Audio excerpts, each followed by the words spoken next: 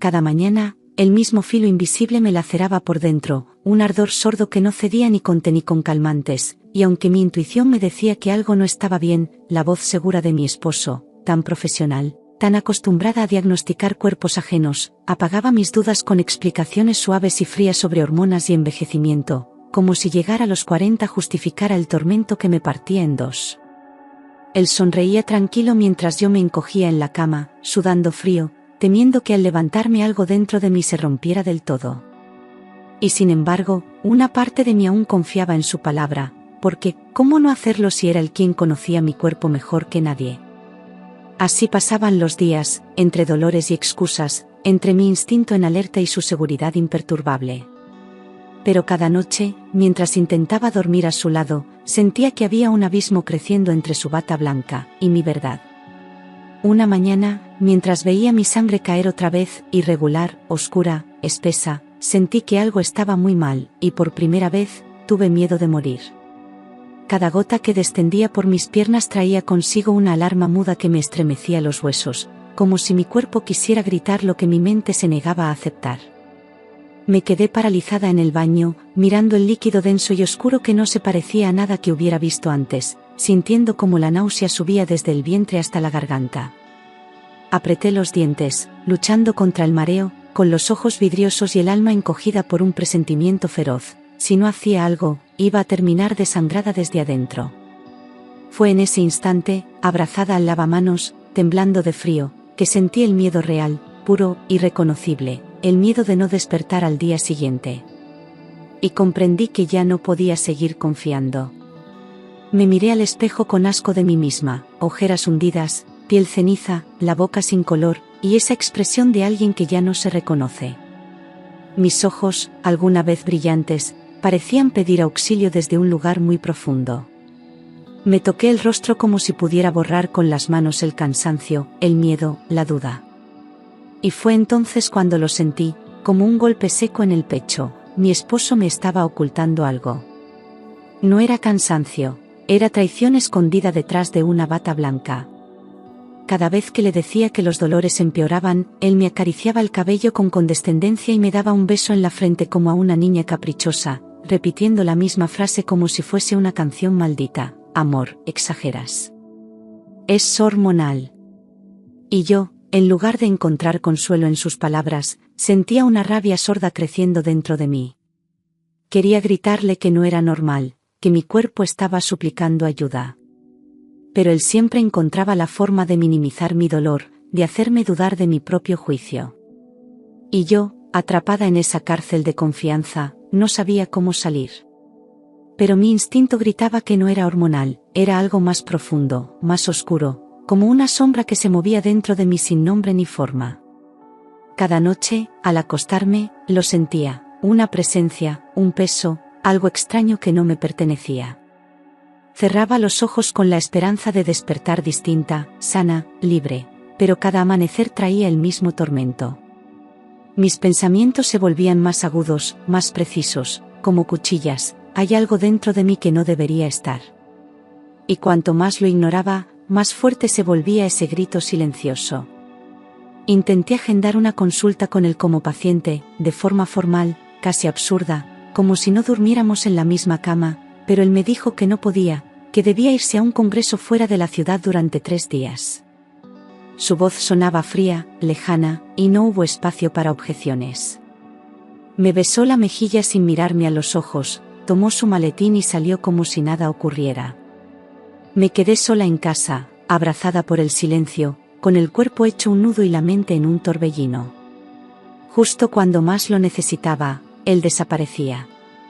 Esa misma noche, doblada de dolor sobre el sofá, con el estómago ardiendo y las lágrimas mezclándose con el sudor frío, decidí que ya no podía esperar más.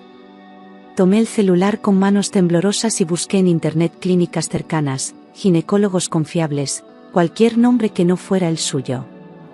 Me dolía el cuerpo y también el alma, pero algo se encendió en mí, algo feroz, indomable. Voy a ver a otro ginecólogo, cueste lo que cueste, me repetí como un mantra mientras apretaba los dientes. No sabía qué iba a encontrar, pero necesitaba saber la verdad. Al día siguiente, entré temblando en la clínica del doctor Herrera, con la blusa empapada de sudor, las manos frías y la garganta seca como ceniza. La recepcionista me miró con preocupación y me pasó rápido al consultorio sin muchas preguntas. Sentada en la camilla, con la bata abierta y el corazón a punto de explotar, no podía dejar de pensar en lo que mi esposo diría si supiera que estaba ahí. Pero ya no me importaba su opinión, su autoridad, su título. Solo quería respuestas, y quería sobrevivir. Cuando él comenzó el examen, lo noté de inmediato, su rostro cambió, la expresión se tensó, y sus manos se detuvieron por un segundo demasiado largo. El silencio en la sala era tan espeso que podía escucharse mi respiración agitada. Él no decía nada, pero su mirada lo decía todo, como si acabara de descubrir una aberración. Entonces se incorporó lentamente y me miró directo a los ojos, con una gravedad que me estremeció. Y sin rodeos, pronunció la frase que rompería mi mundo: necesitamos un ultrasonido ahora mismo. Lo que estoy viendo, no debería estar ahí. Sentí la piel erizarse mientras me llevaban al ultrasonido, mis manos sudaban, mi respiración temblaba, y mi cabeza daba vueltas con cada posibilidad aterradora que intentaba imaginar. Cada paso hasta la sala me parecía eterno, como si caminara hacia una revelación que no estaba preparada para enfrentar. El doctor iba serio, sin palabras innecesarias, y eso me aterraba aún más. Me recosté en la camilla con el pecho apretado, los ojos abiertos sin parpadear. Sabía que algo iba a cambiar, pero no imaginaba cuánto. Durante el examen, el doctor acercó la pantalla y me pidió que mirara. Yo deseé cerrar los ojos, desaparecer, volver atrás en el tiempo, pero algo me obligó a ver. El monitor mostraba una imagen extraña, borrosa al principio, pero luego clara como el agua. Él señaló una forma sólida, definida, incrustada donde no debía haber nada. Sentí un nudo subiendo por mi garganta mientras mi cuerpo se paralizaba por completo. Lo que había ahí dentro, no era parte de mí. Allí, en blanco y negro, había un objeto sólido incrustado en mi útero. No era un tumor, no era un quiste, no era nada que tuviera lógica en mi historia médica. Era algo metálico, de bordes definidos, con una estructura que parecía colocada a propósito. Quise hablar pero no salieron palabras, el aire se me había ido del cuerpo. Cerré los ojos un instante, deseando que fuera un error, una confusión, una imagen antigua. Pero al abrirlos, seguía allí, inmóvil, como una verdad enterrada en mi carne. Allí, en blanco y negro, había un objeto sólido incrustado en mi útero, una figura rígida que contrastaba violentamente con el tejido blando que la rodeaba, como si hubiera sido implantada sin cuidado ni compasión. Sentí un vacío repentino en el estómago, un vértigo que me dejó sin respiración mientras el doctor ajustaba la imagen para mostrarme sus bordes definidos. La pantalla me devolvía una verdad que mi mente se negaba a procesar. No era un accidente, ni un crecimiento natural, ni algo que pudiera ignorarse. Era una intrusión. ¿Tienes algún dispositivo anticonceptivo?, preguntó el doctor con la voz baja y tensa, como si temiera la respuesta, y mi corazón se detuvo entre un latido y otro antes de que pudiera negar con firmeza. No, nunca usé uno, dije, sintiendo cómo esas palabras parecían romper el aire que nos rodeaba. Él desvió la mirada hacia la pantalla con una preocupación que ya no podía ocultar. Podía ver la conclusión formándose en su mente, más rápida que en la mía. Y su silencio era más aterrador que cualquier diagnóstico. El doctor respiró hondo antes de hablar, sosteniéndose en la mesa como si también necesitara estabilidad, y me dijo que la situación era grave, muy grave, con esa claridad fría que los médicos solo usan cuando ya no hay espacio para suavizar la realidad. Su tono me atravesó como un cuchillo, dejando claro que lo que estaba dentro de mí no era algo que pudiera esperar. Sentí un temblor recorrerme desde la nuca hasta los pies, como si mi cuerpo entendiera antes que yo. Él mantenía la vista en el monitor, evitando mis ojos. Y eso me confirmó que algo estaba terriblemente mal. Me explicó que el objeto parecía un DIU antiguo, un modelo que había sido prohibido hacía años por sus efectos tóxicos y por los daños severos que causaba en las pacientes, y cada palabra suya me hundía más en un pozo oscuro de incredulidad. No podía entender cómo algo así había llegado a mi cuerpo sin que yo lo supiera. Me sentía vulnerable, expuesta, despojada de toda seguridad. El doctor hablaba con precisión, pero su voz también contenía indignación. Sabía que estábamos frente a algo que no debía existir. Sentí como si el mundo se partiera en dos cuando escuché su explicación, porque la sola idea de tener un DIU dentro de mí sin haberlo permitido me hizo arder de miedo y rabia al mismo tiempo.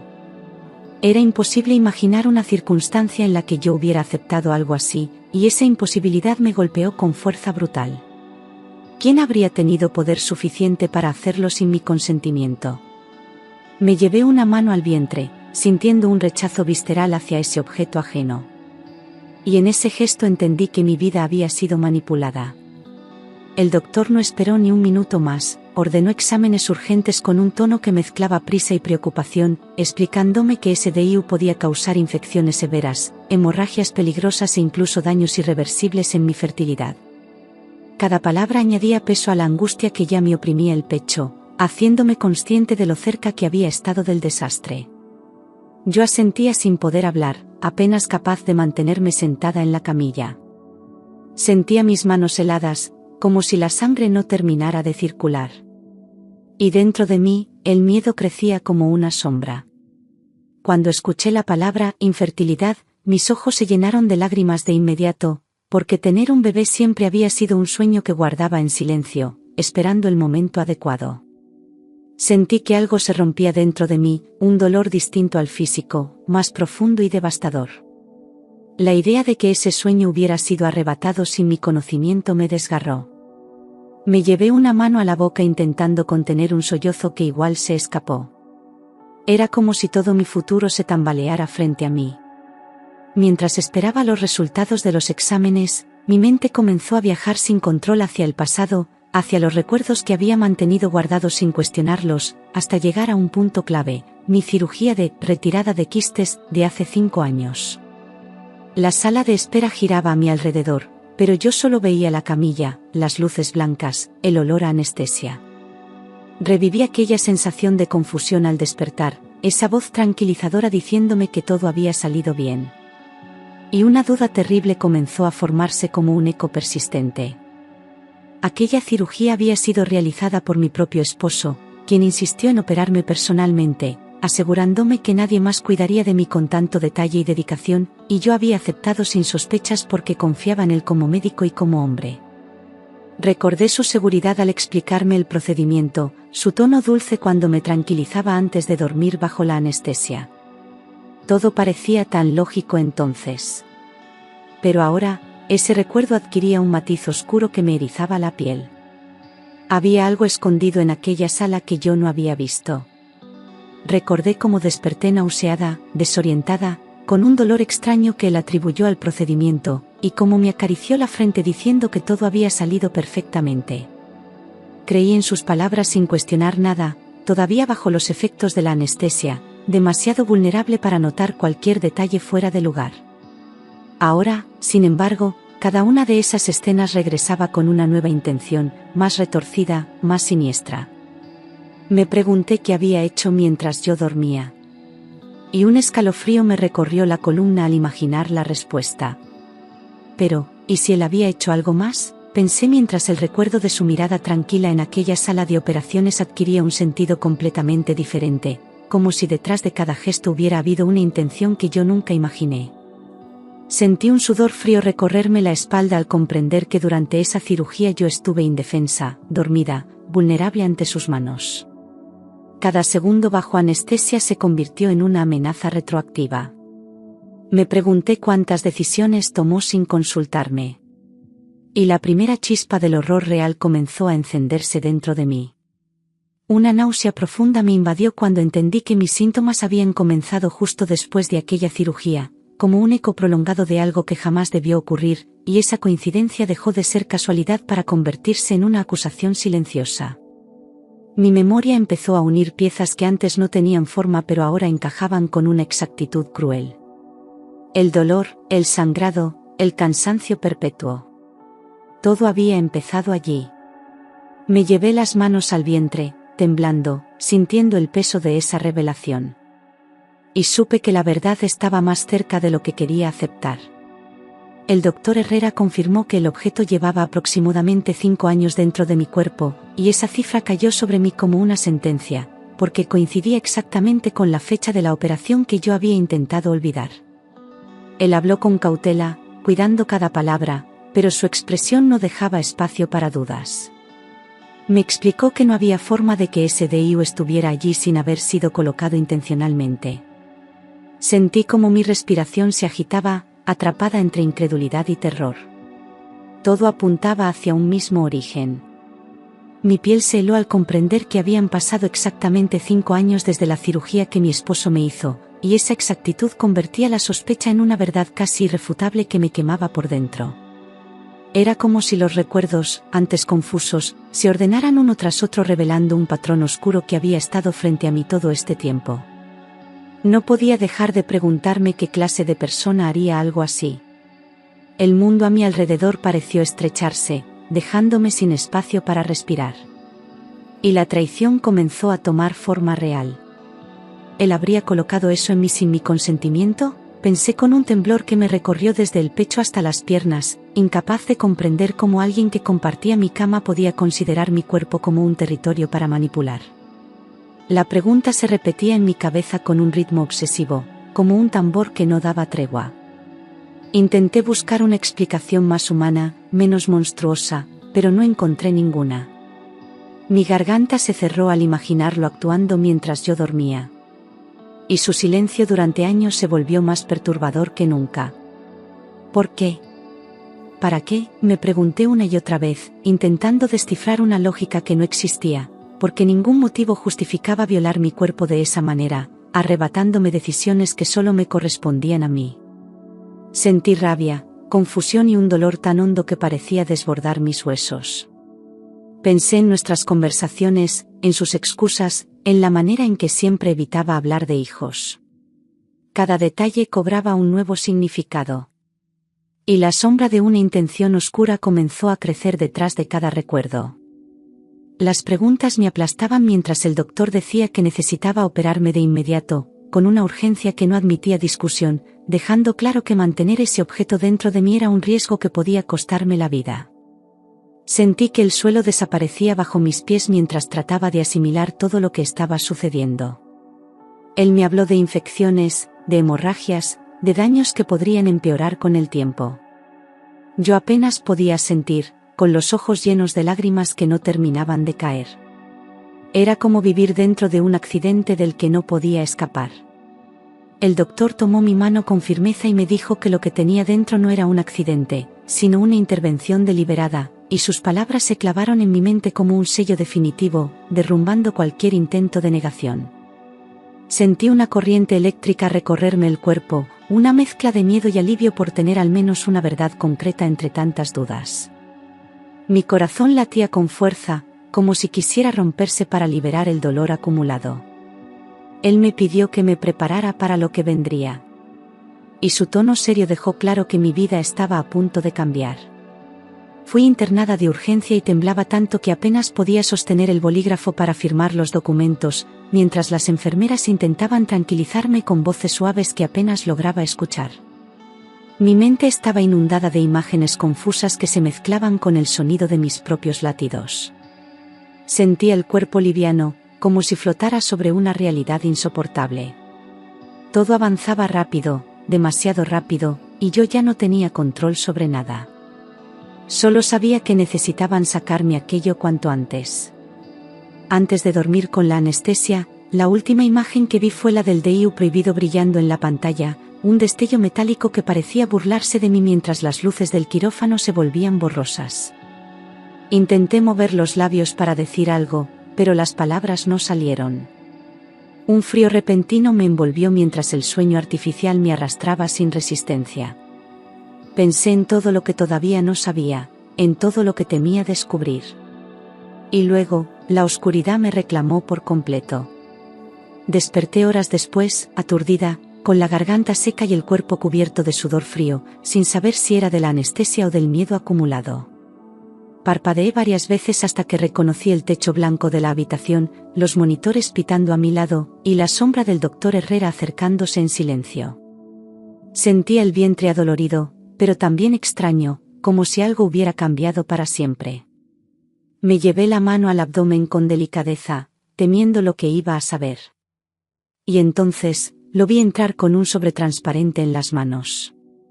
El doctor entró con ese sobre plástico en el que, sin decir palabra, se podía ver claramente un objeto metálico, retorcido, con bordes oscuros y marcas del tiempo, como si hubiera sido rescatado del olvido. Caminó hacia mí con pasos firmes, pero el gesto en su rostro era de pesar. Yo no apartaba la mirada de aquel sobre que parecía contener el horror que me había devorado durante años. Lo sostuvo frente a mí, en silencio, esperando que yo estuviera lista. Pero no lo estaba, nunca lo estaría. «Esto es lo que sacamos de tu útero», dijo finalmente, con una voz baja pero firme, dejando caer la frase como una sentencia que no necesitaba explicación.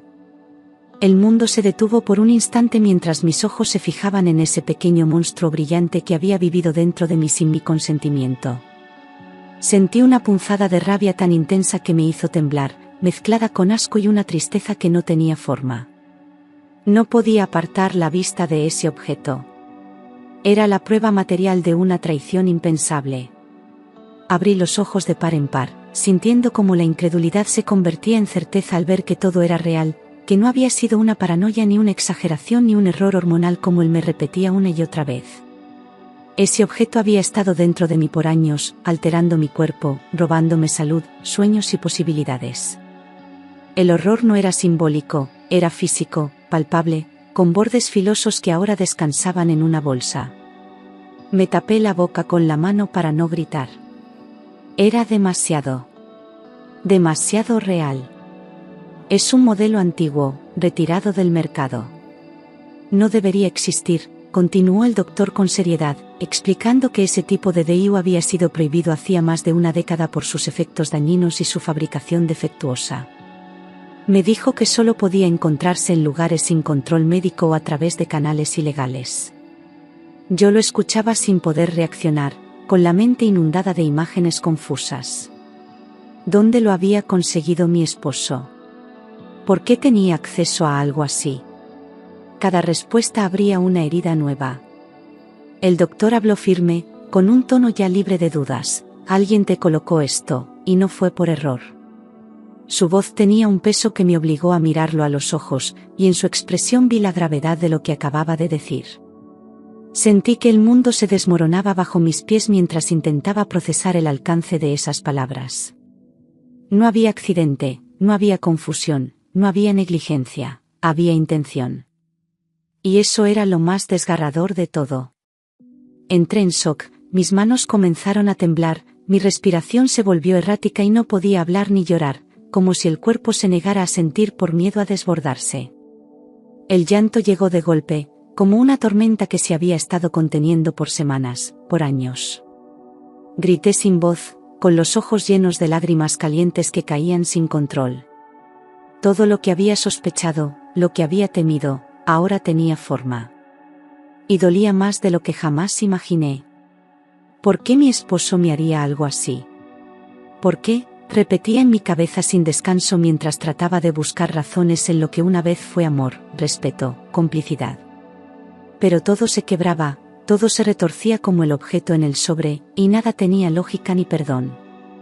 Pensé en todas las veces que me cuidó después de esa cirugía, en cómo me miraba, en cómo me mentía sin temblar. La rabia se mezclaba con la tristeza hasta hacerse insoportable. Y su rostro, que tanto amé, ahora me causaba miedo. El hospital notificó a las autoridades sin demora, cumpliendo con el protocolo ante un caso de violación médica tan grave, y ese solo hecho me hizo comprender que lo que había vivido no era solo una traición personal, sino un crimen. Una enfermera me explicó que debía hablar con la policía, que vendrían a entrevistarme cuanto antes. Yo asentí sin palabras, todavía con el corazón acelerado, intentando mantenerme entera. No sabía cómo contar algo que yo misma no terminaba de entender. Pero sabía que ya no podía quedarme callada.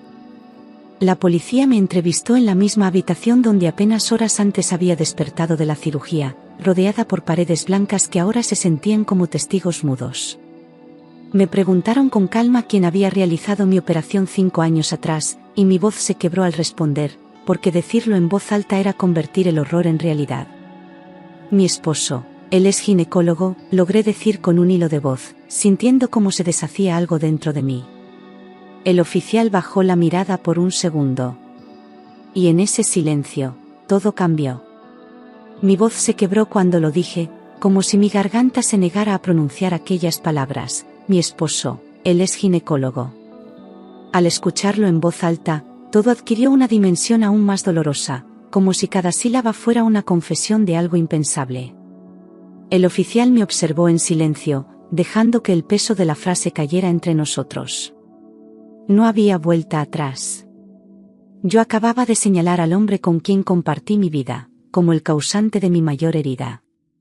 El oficial levantó las cejas, comprendiendo todo en un instante, y lo anotó sin hacerme repetirlo, como si ya supiera que detrás de mi dolor había algo mucho más oscuro. Su rostro pasó de la incredulidad a la firmeza en segundos, mientras sus preguntas se volvieron más detalladas, más técnicas. Yo respondía con lo poco que recordaba, todavía entumecida por el impacto.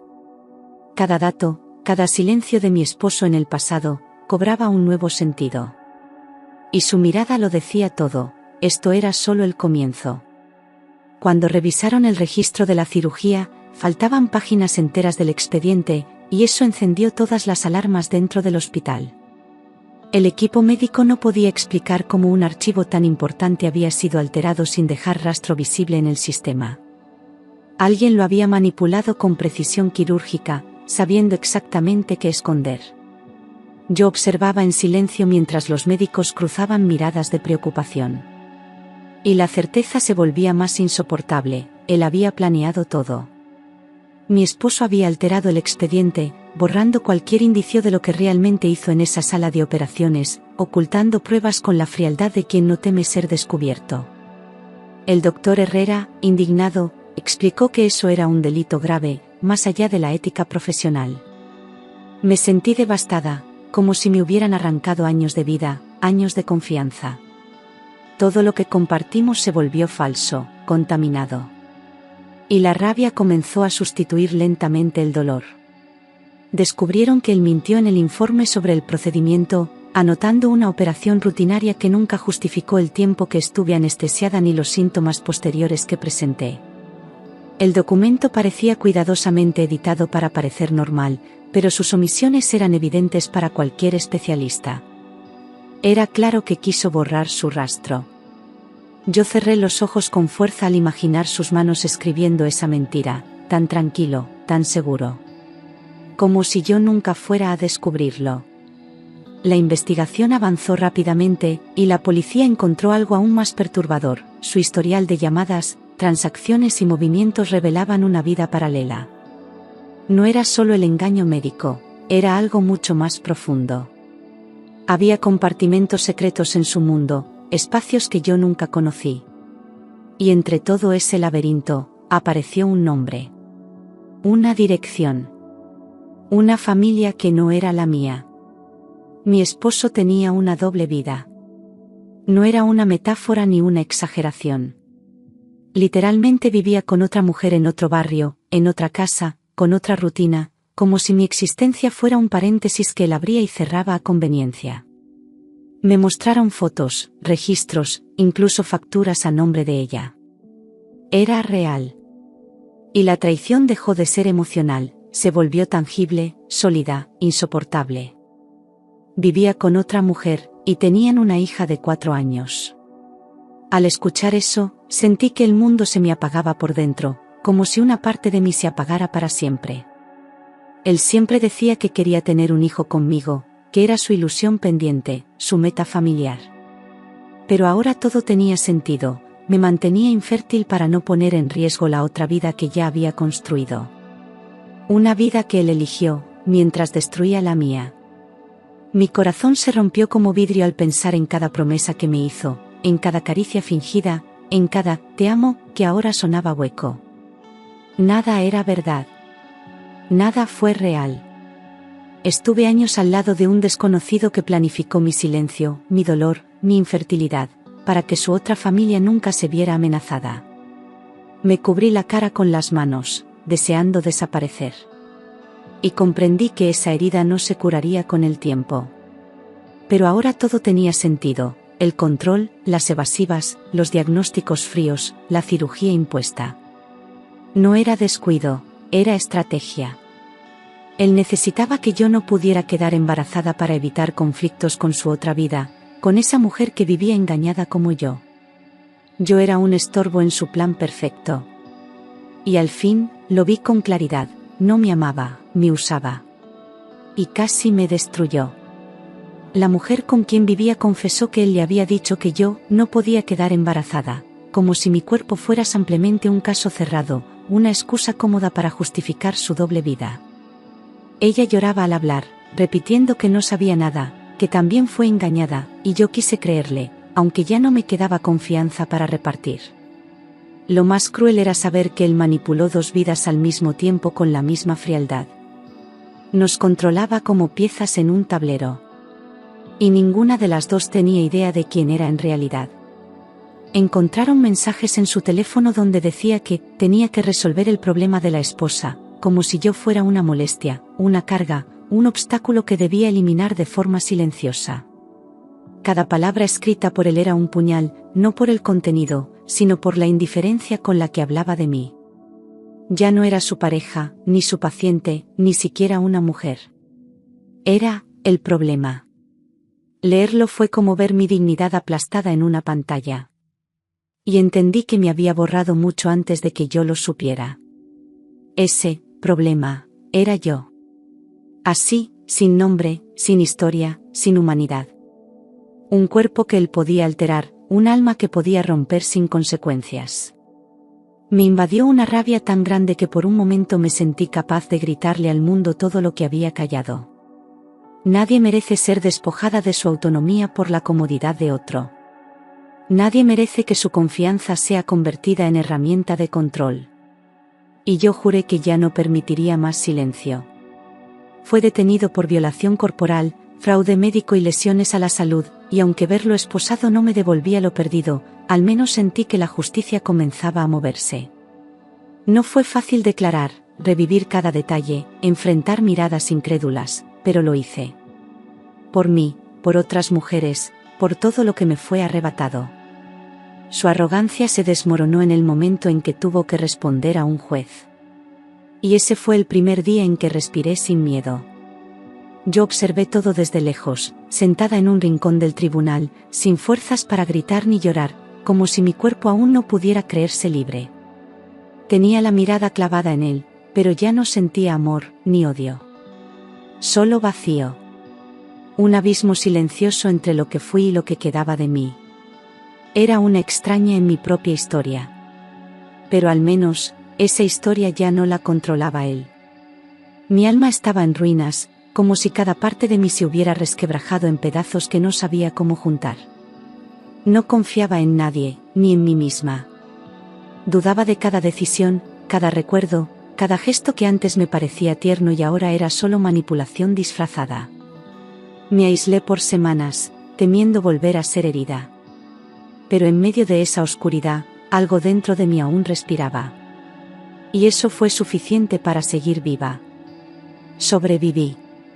No fue una palabra que dije en voz alta, fue una sensación que se instaló en el pecho un día cualquiera, cuando logré dormir sin despertarme gritando, cuando pude mirarme al espejo sin bajar la mirada. Sobreviví a su control, a su engaño, a la mutilación de mi voluntad. No fue una victoria limpia ni rápida. Pero era mía. Y nadie más volvería a arrebatármela. Ahora tenía que aprender a vivir, después de tanta oscuridad, después de haber sido reducida a una sombra de mí misma. No se trataba de volver a ser la de antes, porque esa mujer ya no existía. Se trataba de construir una nueva, con cicatrices pero de pie, con miedo pero con verdad. La vida ya no me debía explicaciones, pero yo me debía justicia. Y esa reconstrucción iba a ser mía. La recuperación fue lenta y dolorosa, pero cada día sentía que mi cuerpo me devolvía un poco de la libertad que me habían robado, como si cada respiración se convirtiera en una forma de resistencia. Volví a caminar sin doblarme de dolor, a dormir sin apretar los dientes, a comer sin náuseas. Mi piel se fue llenando de color y mis ojos dejaron de huir del reflejo en el espejo. No era solo física la sanación. Era también del alma, y esa tardaba más. Podía dormir sin dolor. Sin miedo. Sin pesadillas. Y aunque aún despertaba en medio de la noche con el corazón acelerado, al menos ya no lo hacía con su voz en mi cabeza. Comencé a reconocer los sonidos de mi casa como míos, sin su sombra detrás de cada objeto. Respiraba tranquila, sin sentirme observada ni juzgada. La paz no era total, pero era real. En un grupo de apoyo para mujeres víctimas de violencia médica conocí a Diego, un psicólogo de mirada serena y palabras suaves que no intentaba curarme, solo acompañarme. No me interrogaba, no me presionaba, simplemente estaba ahí, escuchando mis silencios con respeto. Su presencia no me asustaba, no invadía, no exigía. Era la primera vez que un hombre no me hacía sentir pequeña. Y eso, por sí solo, ya era un comienzo. Él era paciente, honesto, y me miraba como si yo no estuviera rota, como si mereciera todo lo que alguna vez soñé y me fue negado. No buscaba salvarme ni reemplazar nada. Solo me ofrecía verdad. Y esa verdad, limpia y sin adornos, fue lo más sanador que recibí en años. Con él, aprendí que confiar no es olvidar, es elegir otra vez. Por primera vez en años, sentí esperanza. No como un estallido eufórico, sino como una brisa suave que me empujaba a avanzar, paso a paso, sin apurarme. No necesitaba fingir fortaleza, tampoco esconder mis heridas. Diego me veía entera, incluso cuando yo sentía que solo quedaban pedazos. Y gracias a eso, comencé a imaginar un futuro. Nuestro vínculo creció de manera natural, sin prisas ni promesas, solo con la certeza de que podíamos construir algo nuevo sobre las ruinas. Nos acompañábamos en los días buenos y en los días en que el pasado regresaba con fuerza. Había ternura, pero también espacio. Amor, pero sin dependencia. Y en ese equilibrio, encontré consuelo. Un año después, adoptamos a una niña que cambió nuestras vidas con su risa, con sus ojos enormes, con su forma de abrazar como si supiera que yo también había estado esperando toda la vida. No nació de mí, pero nació para mí. Y en el momento en que la sostuve por primera vez, sentí que todo tenía sentido. Mi historia no terminó en el dolor. Empezaba de nuevo en sus brazos. Cuando la tomé en mis brazos, sentí que mi sueño finalmente se cumplía, no como lo había imaginado antes, sino mucho más profundo, más verdadero. Ella no venía a llenar un vacío, venía a multiplicar lo que yo ya había reconstruido. Era la vida diciéndome que todavía era posible amar sin miedo. Me temblaban las manos, pero no de tristeza. Era felicidad, de la que no asusta. Sobreviví a lo peor, y renací. No como una versión perfecta ni invencible, sino como una mujer que aprendió a reconocer su voz, su valor, su cuerpo. La herida sigue ahí, pero ya no sangra. Aprendí a mirarla sin culpa, a honrarla como parte de mi historia. Porque renacer no es olvidar, es vivir de nuevo sin pedir permiso. Hoy puedo decir, con lágrimas de alivio, mi cuerpo volvió a ser mío, y mi vida también. No hay día que no recuerde, pero ya no me paraliza. No hay noche sin memoria, pero tampoco sin esperanza. Mi historia no fue justa, pero fue mía. Y ahora, por fin, soy libre de escribir el resto con la verdad en la piel, y amor en el corazón. A veces me despierto en medio de la noche y aún tardo unos segundos en recordar que ya no estoy atrapada. Miro a mi hija dormida, a Diego respirando en calma a mi lado, y siento que mi vida, aunque marcada por cicatrices, es finalmente mía. Ya no tengo que explicarme, ni justificar mi historia, ni esconder mi dolor para que otros se sientan cómodos. Lo que viví me pertenece, y también la libertad de seguir adelante. No soy una víctima eterna, soy una mujer que eligió no rendirse. He aprendido que la verdad, aunque duela, también libera. No fue fácil enfrentarla, porque cada recuerdo traía consigo un duelo nuevo, pero callarla habría sido permitir que él siguiera ganando. Hablar, gritar, denunciar, todo fue necesario para reconstruirme desde los escombros. No quiero que ninguna mujer vuelva a atravesar lo que yo viví en silencio. Y si mi historia sirve para encender una alarma, para salvar a otra, entonces no fue en vano. Me costó mucho volver a confiar en el reflejo del espejo, tocar mi piel sin pensar en lo que me fue arrebatado sin permiso. Pero hoy, cuando me visto cada mañana, ya no lo hago con vergüenza. Me cubro con dignidad, me muevo con decisión, habito mi cuerpo con respeto. No soy la misma de antes, y no quiero serlo. Ahora soy más fuerte, aunque esa fuerza me haya sido arrancada a la fuerza. Con Diego aprendí que el amor no duele, no controla, no manipula. Amar no es rendirse ni callar. Amar es compartir sin miedo, caminar al lado, no encima. Él me enseñó que hay hombres que también sanan, que saben escuchar sin invadir, cuidar sin poseer. Con él, reaprendí a reír. Y a veces, eso es lo más valiente que una puede hacer después del horror, volver a reír. Mi hija me mira como si yo fuera invencible, y a veces quisiera decirle que no lo soy, pero luego la abrazo fuerte y pienso que quizás sí lo soy, porque sigo aquí. No por lo que sobreviví, sino por lo que construí después.